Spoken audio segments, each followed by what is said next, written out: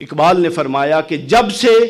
عملی زندگی اس مسلمانوں کی زندگی کے اندر سے اعمال منقطع ہوئے ہیں اور مسلمان کی زندگی سے عملی پہلو نکل گیا ہے، اس وقت سے فرقہ پرستی نے اس کے اندر داخل ہو گئی ہے۔ کیوں؟ کیونکہ اس راز سے واقف ہے نہ ملا نہ فقی، وحدت افکار کی بے وحدت کردار ہے خام۔ جب آپ کردار میں ایک عمل میں متمسک ہو کر قوم آگے چلتی ہے تو پھر اس سے وحدت کے دروازے کھلتے ہیں۔ بسم اللہ الرحمن الرحیم۔ معزز صدر مجلس، علماء کرام، حاضرین، اللہ رب العزت کا شکر ہے کہ جس کی توفیق سے ہم وحدت امت کی اس کانفرنس میں حاضر ہیں۔ اللہ رب العزت جو منتظمین ہیں، محترم جواد نقوی صاحب اور ان کی پوری ٹیم، اور جو لوگ یہاں پر دور دراز سے تشریف لائے ہیں، سب کی کاوشوں کو اپنی بارگاہ میں قبول فرمائے، اور جس مقصد کے لیے، جس اخلاص کے ساتھ یہ قدم اٹھایا گیا، اس میں خیر و برکت اور اللہ رب العزت اپنی توفیقات، سب کی توفیقات میں اضافہ فرمائے۔ آج کی گفتگو میں، آج کے موضوع کے حوالے سے مجھے 2-4 گزارشات پیش کرنی ہیں کہ چونکہ اقبال کے نام سے بھی معنون ہے آج کی گفتگو اور آج کی یہ کانفرنس، تو علامہ نے اس کائنات میں جب عالم شہادت میں آنکھ کھولی اور پھر جب شعور کی آنکھ اقبال کی واہ ہوئی، تو آپ کو علم ہے کہ ہر طرف ایک ہمہ جہتی زوال تھا، اور مسلمان ایک ہمہ جہتی زوال سے نبرد آزما تھے۔ اقبال نے اس کو دیکھا، اور جو اقبال کی خدا داد صلاحیت اور خدا داد حیثیت تھی، اس کے مطابق اقبال نے پھر اس کا 2 کام کیے،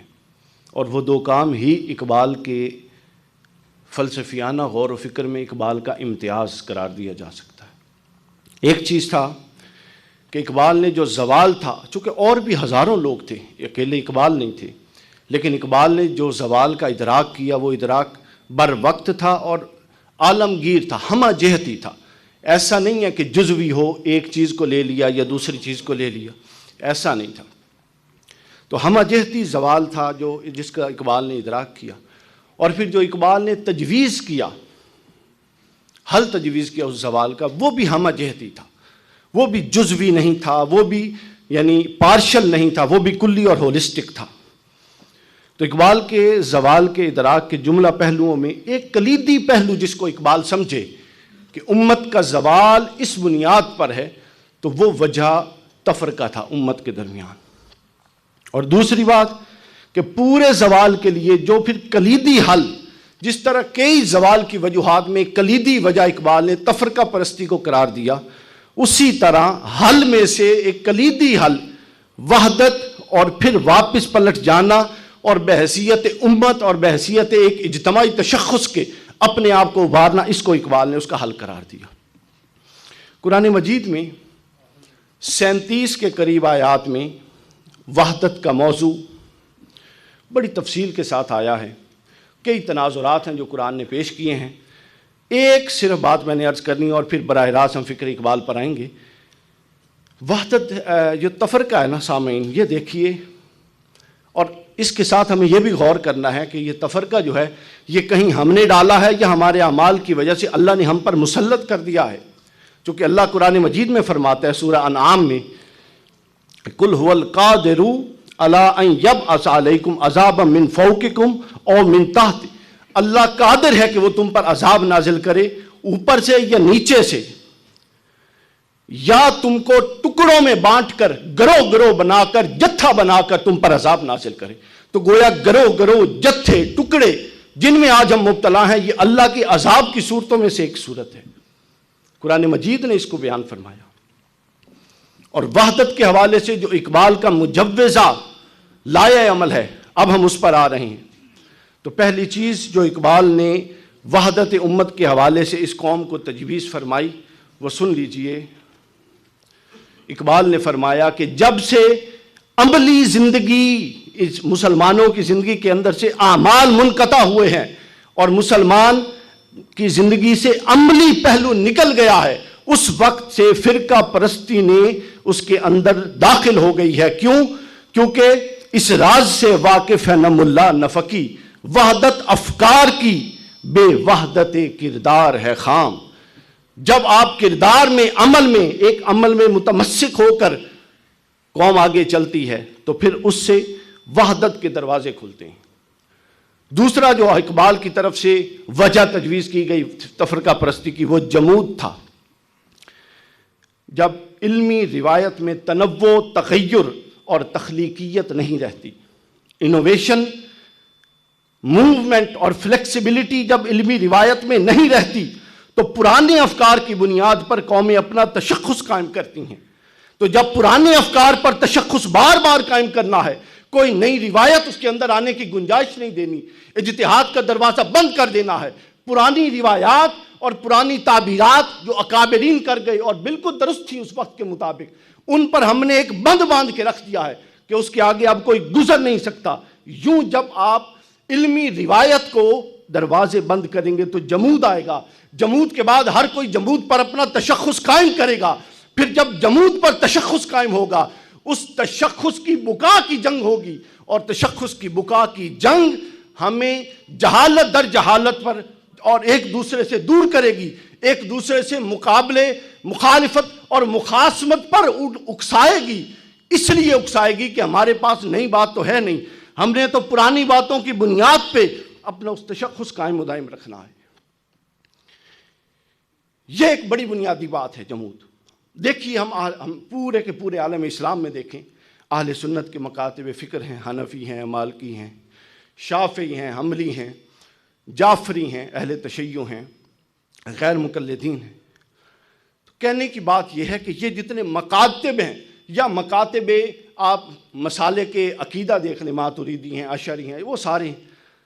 اسی طرح آپ سلاسل تصوف دیکھ لیں، جو بھی ہیں دوستو، یہ سب تعبیرات ہیں، اصل قرآن و سنت ہے۔ تو ہوا یہ کہ ہم نے تعبیرات کو تو لے لیا، یعنی حنفیت، شافعیت، مالکیت، جعفر، یہ ایک تعبیرات ہیں جس کو ہر کوئی قرآن و سنت کے مطابق درست ترین اور قبول، اس کے قابل قبول اور اس کے قریب تر سمجھتا ہے، اس لیے مان لیتا ہے۔ لیکن غلطی یہ ہوئی کہ وسعت اور وہ سمندر جو قرآن و سنت تھا، جس پر سے یہ سب نہریں نکلی تھی، ہماری نظر اس وسعت پر سے ہٹ گئی اور ہم نے تعبیرات کو وہ مقام دے دیا جو اصل منبع، مصدر اور قرآن و سنت کا مقام تھا۔ اصل رستہ نکلنا تھا قرآن و سنت سے، وسعت قرآن و سنت میں تھی، توسع قرآن و سنت میں تھا، افزونی قرآن و سنت میں تھی۔ ہم نے اپنے قلب و ذہن سے وہ وسعت ختم کر دی اور حنفی، مطلق حنفی رہ گئے، اور پھر وہ معاملہ آ گیا کہ انہوں نے کہا کہ کوئی نئی بات بھی داخل نہیں ہونے دیں گے۔ یہ معاملہ کرتے کرتے ہر کوئی اسی سطح پر آ گیا۔ تو اقبال کہتے تھے کہ جمود جو تھا، اس جمود نے یہ تفرقہ پرستی کی بنیاد بن گئی۔ اس کا حل کیا تھا؟ ہم نے تغیر، اب اس پر اقبال نے بات بھی کی، میں ایک لفظ کی تبدیلی کے ساتھ اقبال کا وہ شعر سنا رہا ہوں۔ اقبال کہتے ہیں کہ پابندی تعبیر کے پابندی احکام، اقبال نے کہا کہ پابندی تعبیر کے پابندی احکام، یہ مسئلہ مشکل نہیں اے مرد خیرت مند، ایک آن میں 100 بار بدل جاتی ہے تعبیر، اے اس کا مقلد ابھی ناخوش ابھی خرسند، تقدیر کے پابند نباتات و جمادات، اور مومن فقط احکام الہی کا ہے پابند۔ اس کے بعد اگلا پوائنٹ جو اقبال نے بیان کیا وہ بے مقصدیت تھا۔ بے مقصدیت کے حوالے سے اقبال نے بتا دیا کہ اس قوم کو کبھی ادھر، کبھی ادھر، کبھی ادھر، ایک طبقہ جس کی دینی اپروچ بلند نہیں ہے، جس کی اسلام کے اصل منبع و مصدر اور اس کی فکر تک رسائی نہیں ہے، اور وہ چاہتا ہے کہ لوگوں کو ادھر اور ادھر لڑا لڑا کے رکھا جائے۔ اقبال نے ایک شعر کہا، اقبال کہتے ہیں اے نشناسی خفی را از جلی ہوشیار باش، اے گرفتار ابو بکر و علی ہوشیار باش، اے شخص جس کو موٹے اور پتلے کا فرق کرنا نہیں آتا، اے شخص تجھے علی اور ابو بکر میں افضلیت کے مسئلوں میں الجھا دیا گیا ہے۔ یہ ایک سازش ہے کہ تو اصل مدعا سے ہٹے اور ان معاملات میں الجھا جائے۔ مقصدیت جب نکل جاتی ہے تو پھر معنویت نہیں رہتی۔ اقبال نے کہا میری مشکل ہستی و شور و سرور و درد و داغ، اور تیری مشکل میں سے ہے ساغر کے ساغر میں سے ہے۔ تو ان معاملوں میں الجھا ہوا ہے، اور ایسی کوئی دنیا نہیں افلاک کے نیچے، بے مار کا ہاتھ آئے جہاں تخت جموں کہہ۔ اگلی بات جو اقبال نے کی، وہ اقبال نے فرمایا ٹھوس بنیادوں پر دین کی تعلیم فرقہ پرستی کو ختم کر سکتی ہے۔ اقبال نے فرمایا، اقبال کے لفظ جو ان کے بیٹے ڈاکٹر جاوید اقبال نے نقل کی، فرماتے ہیں ہمارے ملی اتحاد کا انحصار اس بات پر ہے کہ مذہبی اصولوں پر ہماری گرفت مضبوط ہو۔ یہ سامعین غور طلب بات ہے کہ مذہبی اصولوں پر گرفت مضبوط ہو، کیونکہ جب اصول مضبوط ہوگا تو فروعات میں بات چیت آسان ہو جائے گی۔ اس کے بعد اگلا نقطہ جو اقبال نے دیا وحدت کے حوالے سے، ایک عالمگیر، چونکہ اقبال پیغمبر وحدت ہے، تو اقبال کا تصور قومیت کہ اس نے جغرافیائی قومیت کی بات نہیں کی بلکہ اس نے اسلامی قومیت کی بات کی۔ سیاست کے باب میں جب اقبال کا تصور قومیت آپ دیکھتے ہیں تو وہ ایک ایسا شاندار تصور ہے، یعنی یہ ایک حساس نقطہ ہے۔ اقبال وطنیت کے مخالف نہیں ہے، مگر جغرافیائی وطنیت کی بنیاد پہ اگر ہم اپنے آپ کو بانٹ لیں تو اقبال اس کے مخالف ہیں۔ اقبال نے کہا تھا کہ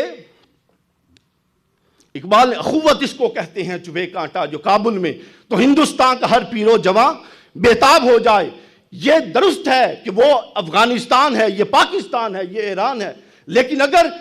کابل میں کانٹا چبھنے پر پاکستانی کو اس لیے درد نہ ہو کہ کابل اور پاکستان میں حد بندی ہے، تو اقبال اس وطنیت کا مخالف ہے،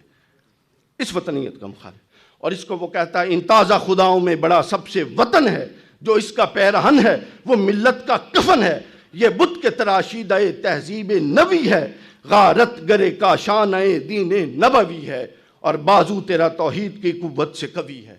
اسلام تیرا دیس ہے تو مصطفی ہے۔ اگلی بات جو اقبال نے کی جو بڑی اہم اور کلیدی بات ہے اور میری گفتگو کا خلاصہ ہے، یہ ماخوذ ہے فکر اقبال سے جو اب میں عرض کرنے لگا ہوں۔ میں طالب علم ہوں، آپ سب میں چھوٹا ہوں، ذرا میری بات کو توجہ سے سنیے گا۔